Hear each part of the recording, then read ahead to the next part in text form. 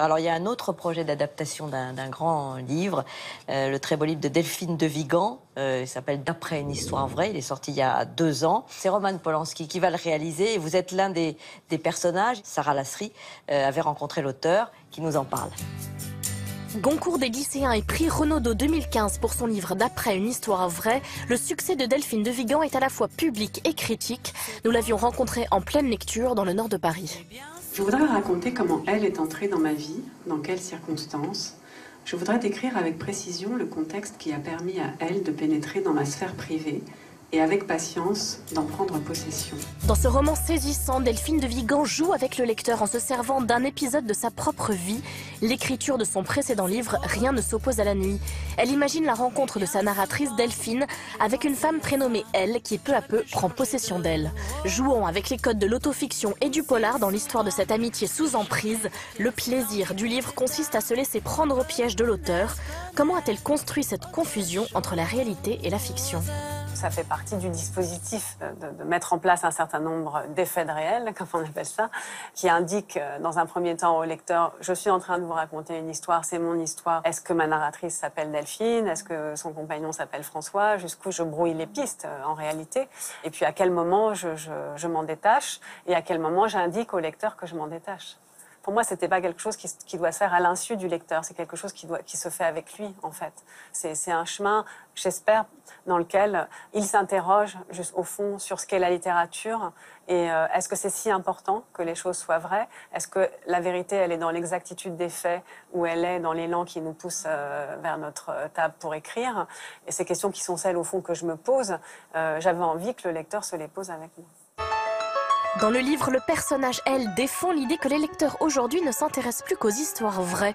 D'où est venu ce constat? On vit dans un monde qui est celui de la télé-réalité, qui est celui qui multiplie les écrans, où il y a une certaine mise en scène de soi générale avec les réseaux sociaux, etc.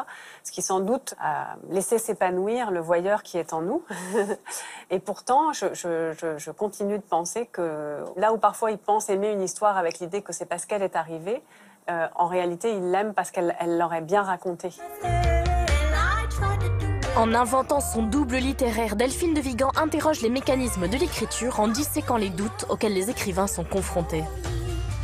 Les lecteurs sont très intéressés, au fond, par le processus de création. C'est-à-dire qu'au-delà des questions qui portent sur le roman qu'à un moment donné vous accompagnez, il y a toujours des questions sur pourquoi on écrit, à quelle heure on écrit, comment on écrit, etc.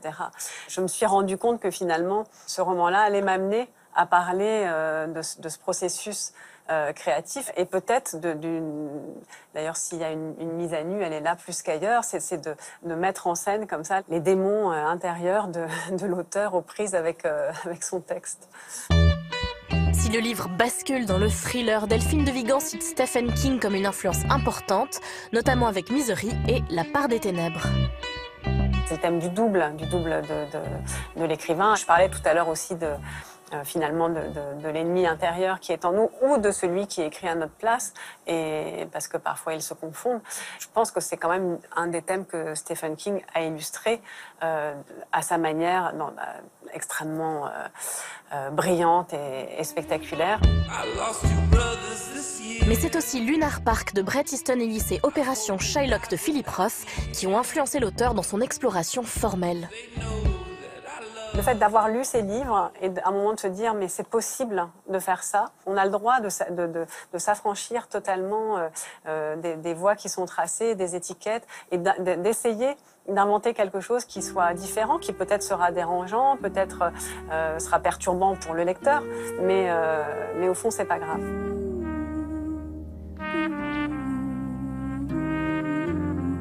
C'est vraiment une auteure très très intéressante et je suis vraiment fière de l'interpréter, parce que c'est elle que j'interprète. Vous serez Delphine, donc. Je serai Delphine. Voilà, et à vos côtés... Eva Green, qui jouera...